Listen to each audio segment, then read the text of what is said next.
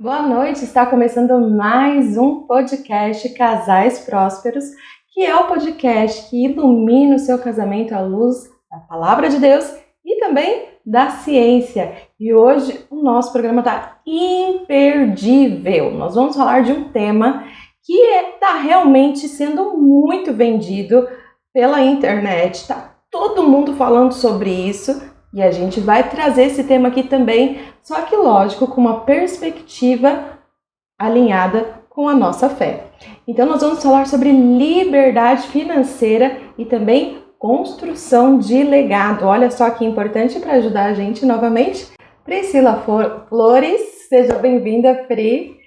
Obrigada, que é uma alegria estar aqui. E olha, esse tema realmente é um divisor de águas, porque liberdade financeira não é só sobre dinheiro. É sobre o que o dinheiro permite viver.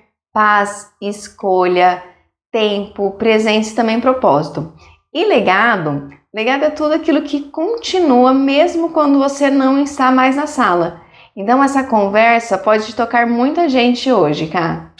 E Pri, explica pra gente, afinal de contas, porque embora é um tema que está sendo muito falado na internet, mas muita gente não sabe nem o que significa isso. O que significa a tal da liberdade financeira?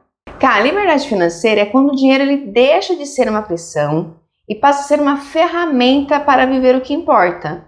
Então é quando o medo do futuro se transforma em paz, o peso vira clareza e a vida deixa de ser reação e passa a ser propósito. Então liberdade financeira é construída por camadas. A primeira é a liberdade de sobrevivência. Então pensem comigo, é quando você sai do caos, não vive mais no aperto e para de apagar incêndios. É quando a casa está em ordem e o coração, começa a respirar. A liberdade financeira se constrói com hábitos, não é com sorte. Então eu gosto sempre de falar que disciplina e simplicidade e estratégia fazem muita diferença.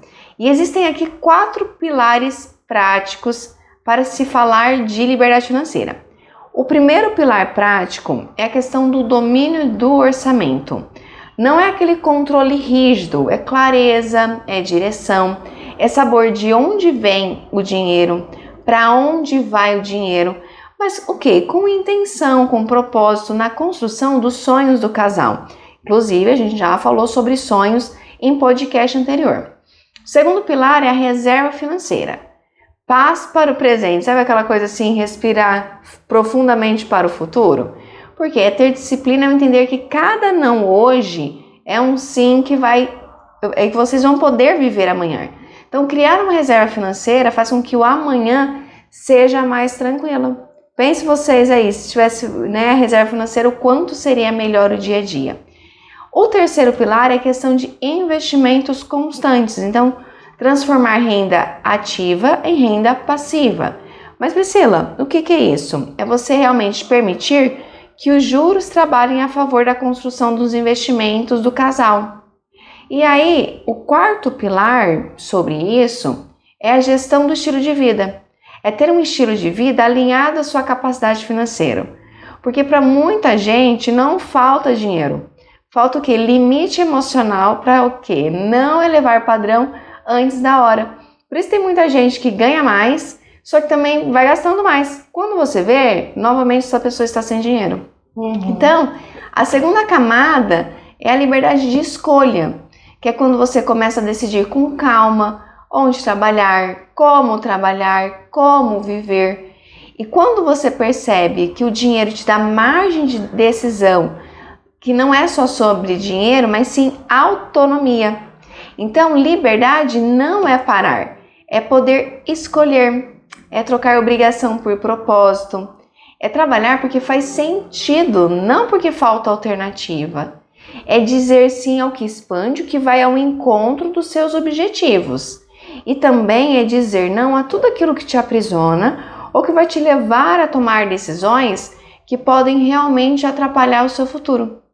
Então, eu falo que liberdade é ter agenda, não correria.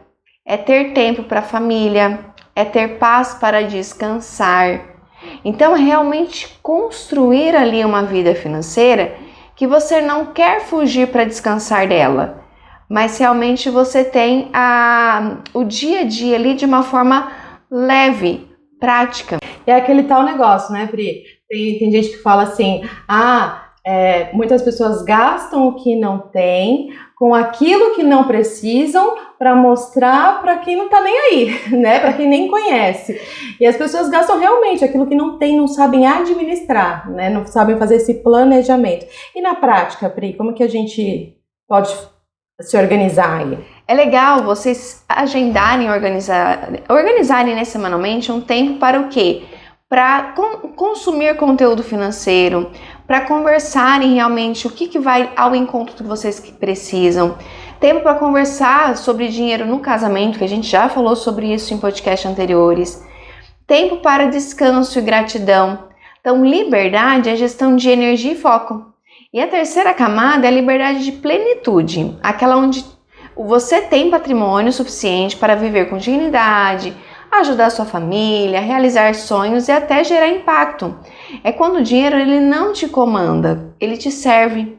Eu sempre lembro de Provérbios 10:22, Camila, que diz: a bênção do Senhor é que enriquece e ele não acrescenta dores. Ou seja, a prosperidade não deveria vir acompanhada de tormento, mas sim vir de uma prosperidade saudável que traz paz. Isso é muito o sonho de qualquer pessoa, poder viver essa tranquilidade sem precisar se preocupar com conta, com boleto, você poder sentar sossegado, sem ficar preocupado com as coisas.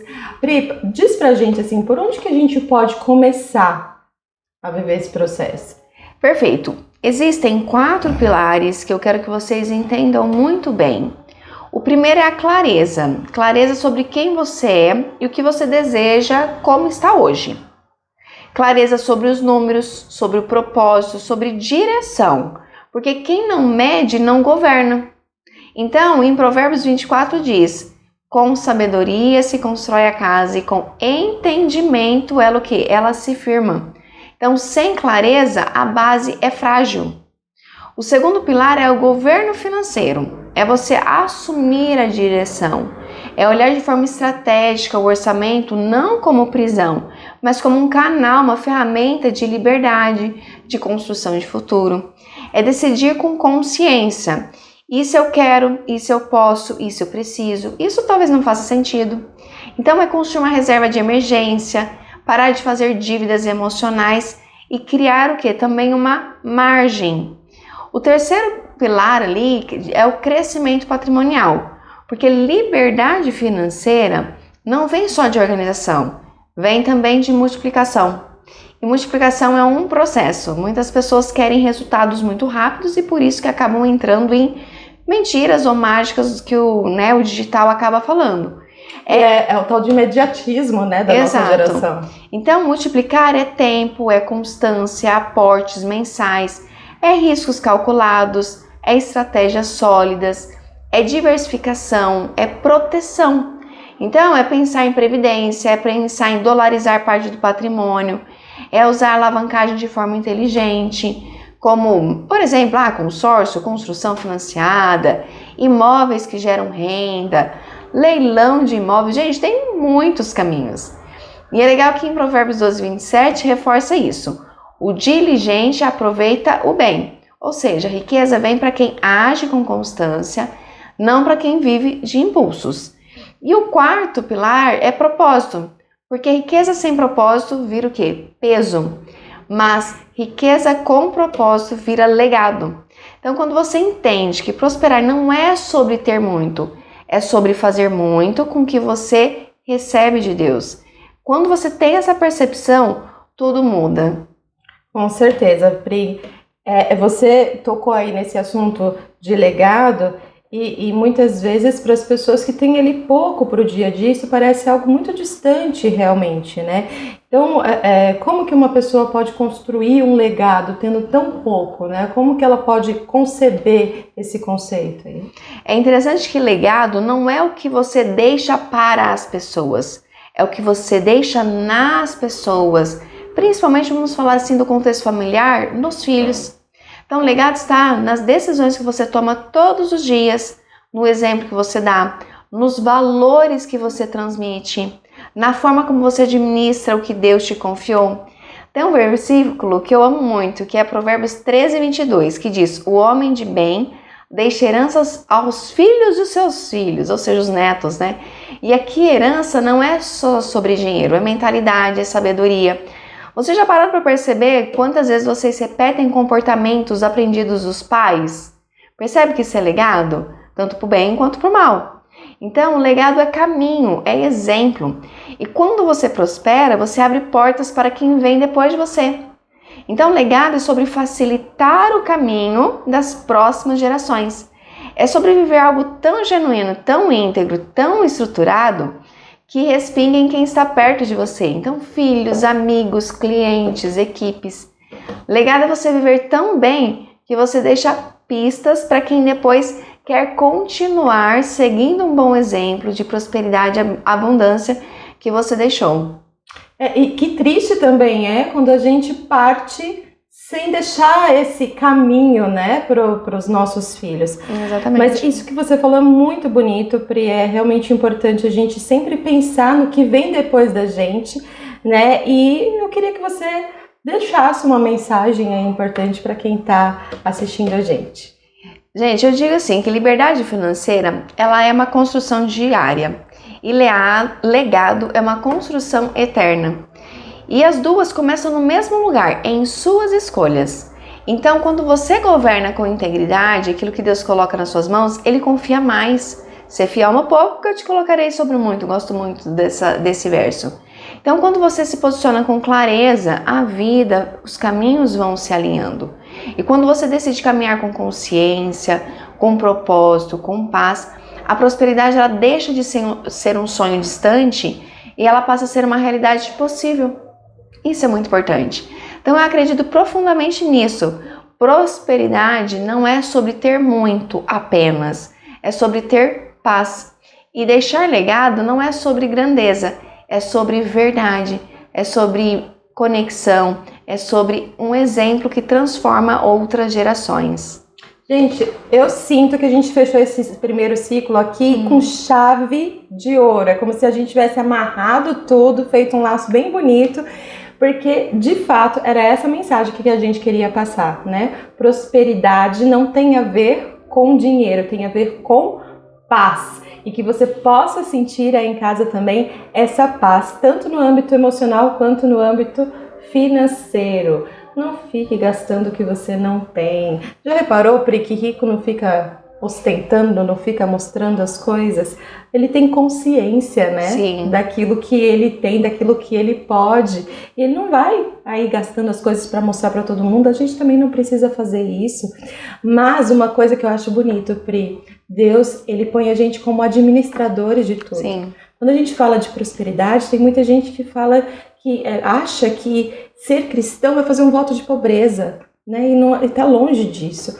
A prosperidade, Deus coloca a gente como administrador de várias coisas, como administradores da família, administradores da nossa saúde e administradores também da nossa finança. Sim. Né? E às vezes, Cal, o que acontece é que essa questão, né, cultural, tá falando culturalmente, falando em relação às vezes a não focar em finanças, impede com que muitas pessoas aprendam coisas importantes para a sua prosperidade e bem-estar.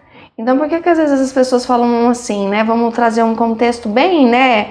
Às vezes igrejeiro. Ah, mas as pessoas do mundo não prosperam. Mas por quê? Porque às vezes, por não ter essa visão limitante de que prosperidade é ruim, elas buscam mais conhecimento, vão atrás mais de ferramentas e estratégias que vão melhorar a administração dos bens que Deus dá. Então, tanto que até mesmo, né, muitas pessoas, né, de religiões, de crenças, né, independente de religião, mas de crenças muito fortes em Deus, aquelas que buscaram conhecimento, cresceram, prosperaram. Então, isso é para todo mundo, para quem quer viver realmente nessa terra em bem-estar, poupando a família de tantos problemas.